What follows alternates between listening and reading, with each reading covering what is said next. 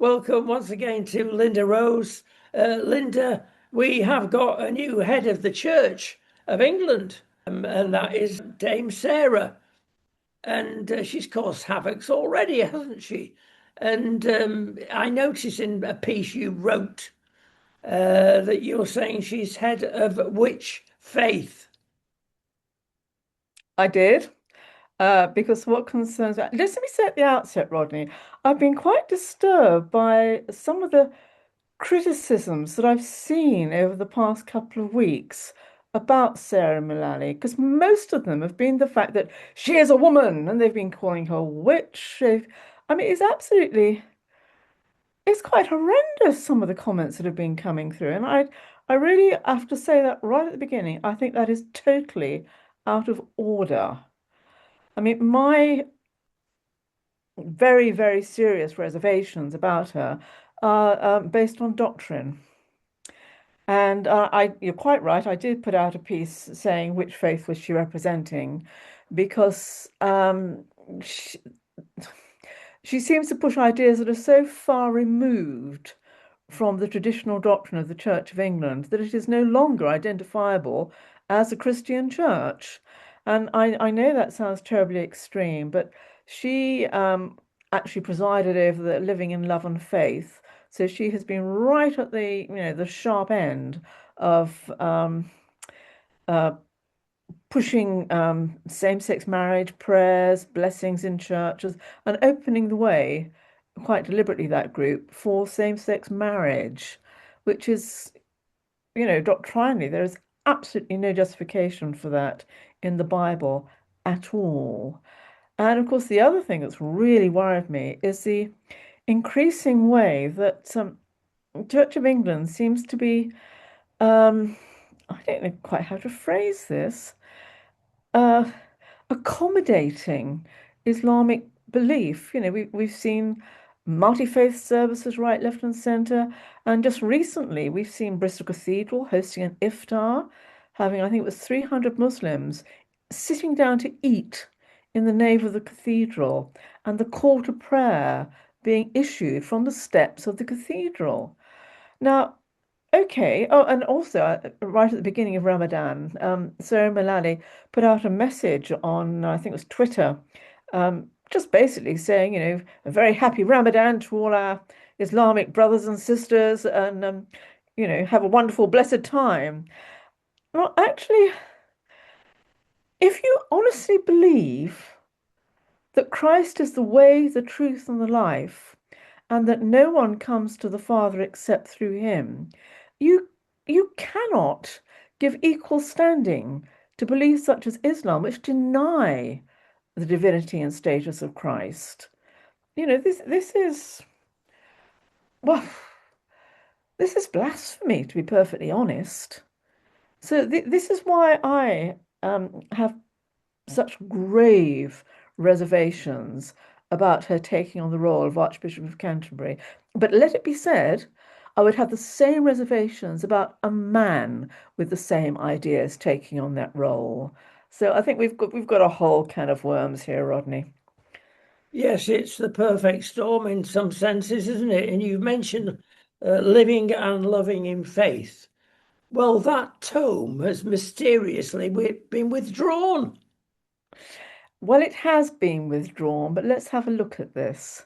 Because what the bishops have actually said, I mean, in effect, what they're saying is, well, we haven't got this through, guys, so we're going to regroup, we're going to have a think, and we're going to have to see how we do get this through. Because they've issued a statement saying that they are very supportive of inclusivity, and that they stand, with LGBT groups, basically. So there's been so much fuss and controversy over this report, Rodney. Here in the UK, worldwide, the Anglican Communion, it is splitting the Anglican Church.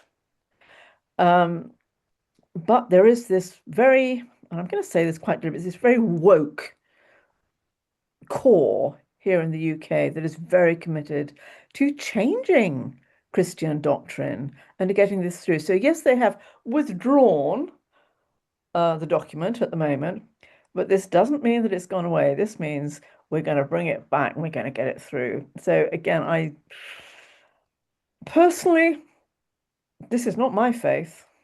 Yeah. I follow the faith in the Bible. I do not follow the rebranded faith that just a few bishops say that we've got to follow. I think God kind of overrides these bishops. Well, that's the fundamental question: is how you regard Scripture, and dare one say the prayer book even.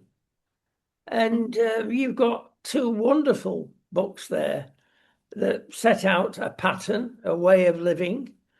And if you look at the time when this first came in, progressivism, we'll call it, the church has really gone down in numbers and in power, inverted commas, in influence to the nation, to the worldwide church, in fact. Do they not look at empty pews, and do they not look at some pews that are full? And it seems to be the old-fashioned evangelical side that are doing very well, and the middle and upper echelons are, it's tragic. Yes, they I think the problem is they have sold out to cultural relevance, and they're just this hardcore that wants to stay a voice in the nation, wants to be able to address the issues of the nation. And you're absolutely right. As soon as they do that, everybody kind of goes away because it is not the faith of the Bible. And what they ought to be doing is recovering the basics of faith and standing on that. They ought to be the guys that are becoming this, the moral beacon to government, to the nation, to say, you've got it wrong. This is the way. They ought to be standing out against this. And if they did that, I think they would see a huge number of people filling those pews that are pretty empty at the moment. But to be honest, if they're going to keep following this line, the pews ought to be empty, because they are the architects of their own destruction, because it isn't Christian belief that they are following anymore. They are becoming a Church of England, card carrying members of well, largely it seems to be the Labour Party at the moment, but I'm quite sure that whatever party was in power, provided they were saying the right things, they'd be there with them. Um, no, I'm sorry. This is not the Christian faith, and it is upon their heads that the pews are emptying, and they should be emptying because this isn't our faith. It goes beyond that, I think, in a number of ways. The first way is the fact that people have got to decide whether the God of Islam is the same as our God and the Jewish God. Now, what's your answer to that? They are totally different gods. I mean, just at a very basic level, Allah is a God of judgment. He is not a God of love in any sense. He is a God of judgment, of conquest, of conversion by conquest.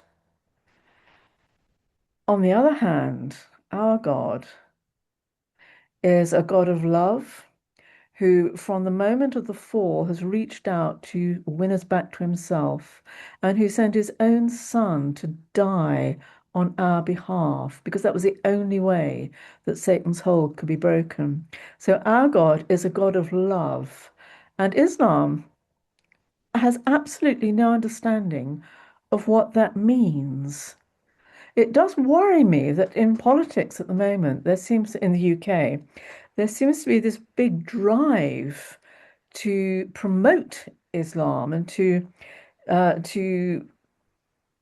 promote this myth that Allah is the same as our God in Christian and Jewish belief. But of course, Islam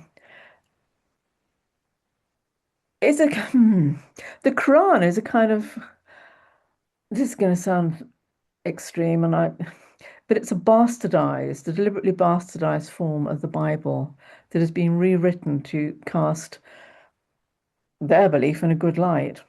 And it's all very well because people always say, if they are sympathetic to Islam, if they're Muslims, "Oh, but we believe in Jesus." They it they have deliberately downgraded him to the position of a prophet who is inferior to Muhammad. And they deny categorically the divine status of Jesus as Son of God. They deny that he died to set us free. At every level, this is a challenge. And it's so, um, we talk about the devil being the father of lies.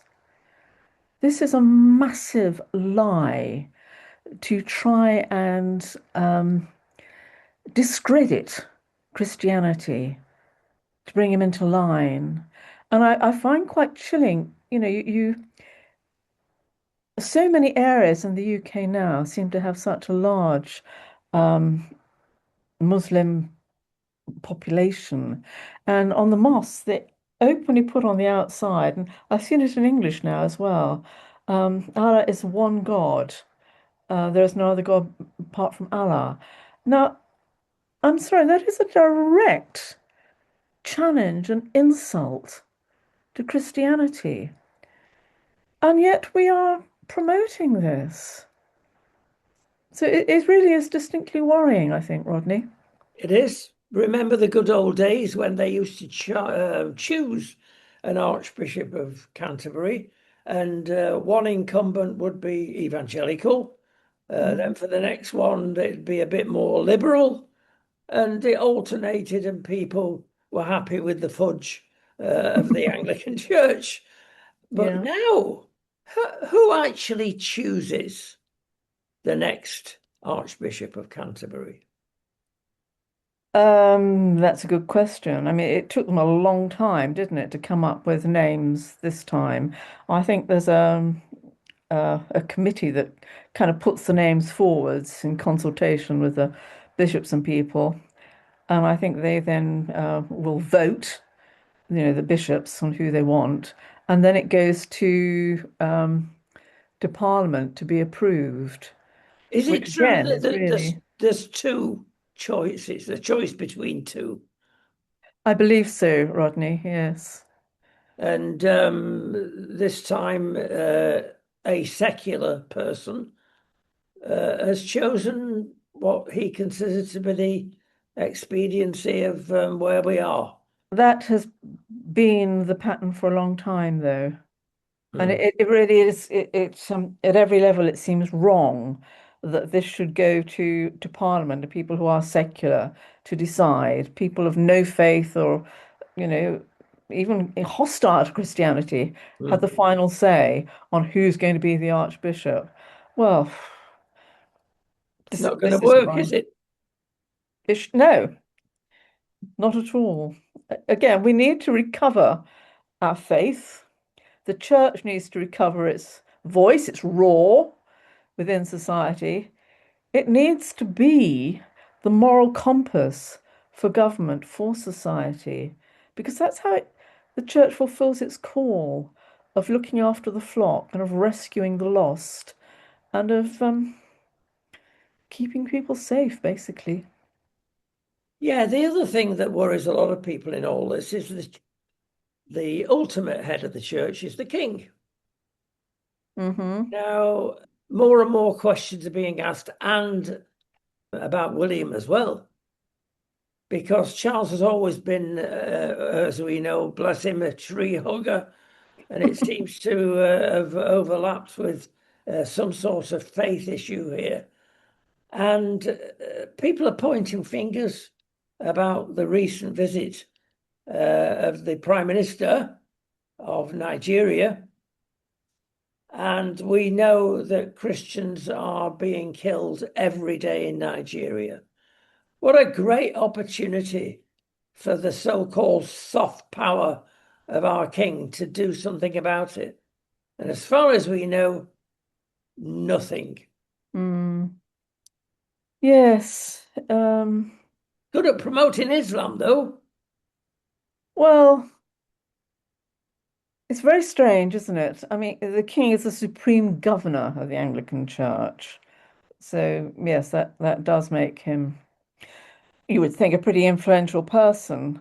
And you're right that Charles has always expressed support for all faiths. He wanted to be defender of faith, not defender of faiths. Sorry, Plural as defender opposed to of, singular. God, I'm getting Yes, more, you know what I mean, defender of faith, not defender of the faith. yes. And there have been some worrying I'll say rumors, that he actually formally converted to Islam himself in a visit to Turkey years ago. Now, I don't know the truth of that, Mm. but he has obviously been very sympathetic to Islam. And of course, he's hosted an iftar in Windsor, and he sort of regularly seems to visit mosques, sometimes with Camilla.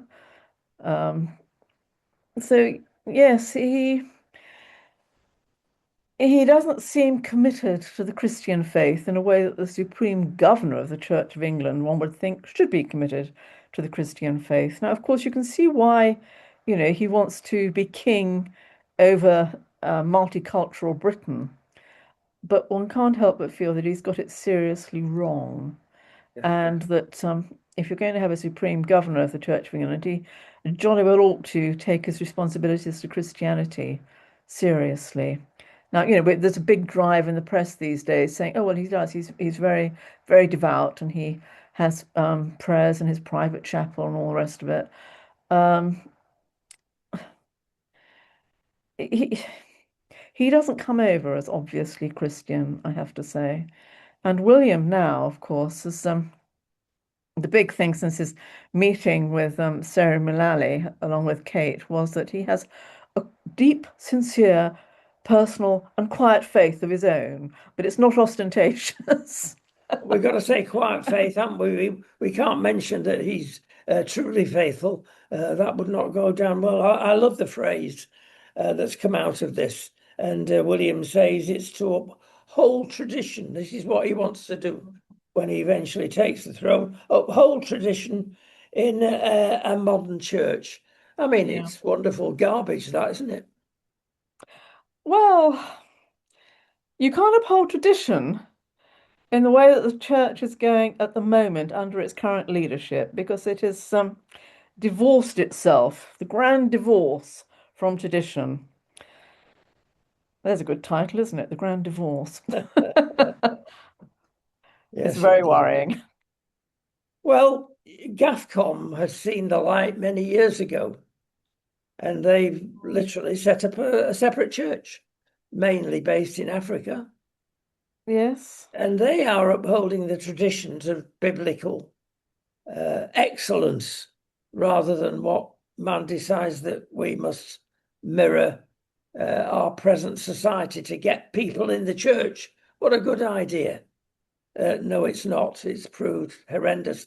Like multiculturalism has proved horrendous because in the DEI phrase, you've got inclusivity. Well, it's not been inclusive in many, many areas.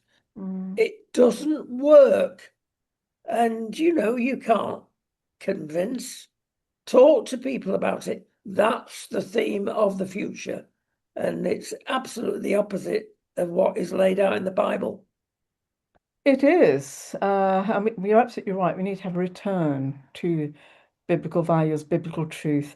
I would just say I have some problems with GAFCON, Rodney, because they are very against people like myself, i.e., women being ordained into ministry. And I would just say, I think we need to have a whole look at the idea of priesthood. I think priesthood, as it is commonly perceived, is actually a regression back into Old Testament forms. There is no justification in the modern church for a priesthood as such. It is calling that is important. And I think there needs to be a greater recognition and affirmation of calling. And I also worry very much about the position taken on women by so much of the GAFCON and some of the sort of hardline evangelicals. Because it seems to me, there's this big idea that women must not be in leadership. Women cannot have headship because this is mandated in the Bible that women are somehow under men. And my big concern with this is that men and women are, we complete each other, we are complementary. Men and women together are made in the image of God. There's not one that's special and the other's a bit inferior. Oh, goodness, what are we doing with this bunch? Men and women together are the image of God.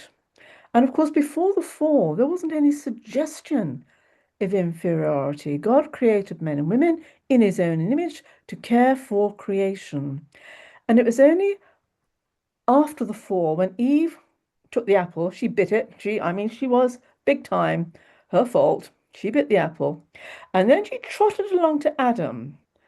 And if Adam had been this wonderful leader that so many try and maintain he is these days, at this point he would have said, "Oh, Eve, what on earth have you done? Repent, you foolish woman. Let's go and see God and just say how sorry we are." But he didn't. He said, "Oh, wow, Eve, that's a good idea. Hey, I'm going to have some of that for myself." So he bit the apple, and they both came under a curse from that moment. Now, Adam's curse was that he would have to labor and sweat of his brow and all the rest of it. Eve's curse was that she would have pain in childbearing. Her desire would be for a husband, and he would rule over her.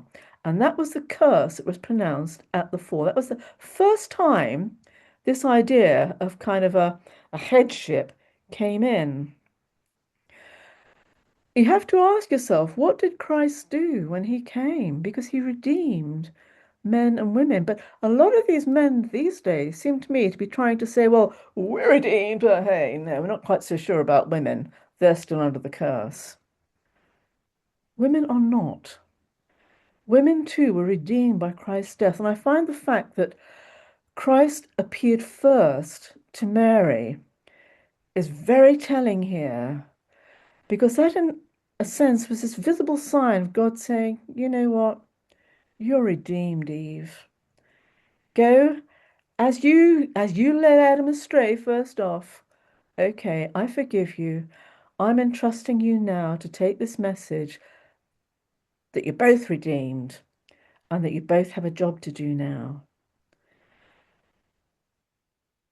It is time for the church to recognize that Christ is our high priest. We have a priesthood of individuals are called to different ministries by God, and we have to fulfill them. And it is time for the church to stop this really quite vicious attempt to keep half of humanity in subjection. Recognize the gifts with men and women. Recognize that we are complementary and complete each other. Recognize that together we are made in the image of God and serve Him. Lynda, finally, lots of people are saying socialism, don't forget it was started off by Christians many years ago, has now radically turned into Marxism under the socialist banner. And it spread to our education system big time, whereby teachers are saying, as mentioned in places, look, we're going to teach you how to pray to Allah. That's what's happening in some primary schools. And of course, we've got to learn about all religions, especially Islam. Wow, this is ultimately cultural Marxism, if you want a critique. And it's misleading our next generation. It's not going to get any better while these people are in charge of our education. Normal teachers have been brainwashed, gaslighted, whatever you want to use as a phrase. And it's a very serious problem. This is our future. Um, it is. Could you come back to the old uh Jesuit maxim, don't you? Give me a child till he's 7, he's mine for life. And what a child is taught is hugely important. Um, you mix up so many things there, Rodney, with socialism, Marxism, Islam, and I think we need to unpack this a little bit. I think when you come back to go back to the Russian Revolution, Marx, and it was a definite policy that they put forward to try and spread communism throughout Europe, that they had a plan that they were going to undermine Western culture, Western capitalism, and the family, and Christian religion, because all these things kept Western society strong. So they did put forward this plan, which they cold-bloodedly decided right from the beginning they were going to put forward through what they called useful idiots. So they would convince these people to put forward these ideas. And of course, it's very interesting because they decided they're going to destroy the family. They were going to teach children to become sexually promiscuous from the word go, because that would undermine the family. They would destroy Christianity and encourage other religions, because Christianity was, as they identified at that time, the glue that held everything together. So they deliberately set about introducing other things. They were going to promote mass migration, immigration, because again, as soon as you do that, it undermines, it threatens the culture. So this was something that they decided that they were going to try and promote. They were going to introduce contraception for school children. So at every level, you can trace what is happening now to the plan for destabilization that they came up with in post-revolution Russia, so to extend communism. So it's not. It's everything. It's the sexual license, permissiveness, the attack on family. It is the bringing in other religions. It is promoting the chaos of mass immigration that we just don't seem to be able to do anything about these days. And it has, you're right, it's got big time into the education system. And instead of education just being a way of informing children and giving them the tools to exercise their minds to come out with their own conclusions, to stimulate them, it is now becoming an active tool to indoctrinate them into these ideas that will perpetuate this this culture, this highly damaging thing that is specifically aimed at destabilizing and dismantling our traditional values and our identity. The whole thing about rewriting history, which again was one of the points brought in post-communist Russia to try and destabilize Europe. Attack the identity, attack the history, rewrite history, and get people to accept that. And this is what we're seeing more and more in education. And it's very worrying. It is time, um, not just for the church to recover its voice, but for men and women of the UK to become proud of who they are, of our history. And okay, every society gets some things wrong, but we've also done a lot that was, I'm going to say good, and it was of a right spirit. And we should be proud of that. We should affirm that. And it's interesting, Ronnie. I don't know if you know, but there's been a big move in recent weeks of people going and putting flags on lampposts and things all around the different cities. So we've got flags of St. George flying and the Union Jack and everything else. And I think this is kind of a move at grassroots in this country of people saying, you know what? We're fed up with this. We want to, reassert traditional values, traditional Britain. We're proud. And I think we are seeing that beginning. And I think actually that is a really good thing. And this isn't to promote, bigotry and all the rest of it, but this is saying recover our identity and stand on that and be proud of that. This isn't saying, shoot everybody else. That's nothing, that isn't a part of it. But it is saying be proud, recover your values, recover your traditions, stand on them, and become once again this country on the world stage that upholds respect for everybody, that upholds freedom of speech, freedom of belief, that upholds the traditional values that keep strong families, that keep children safe. That's where we need to come back to.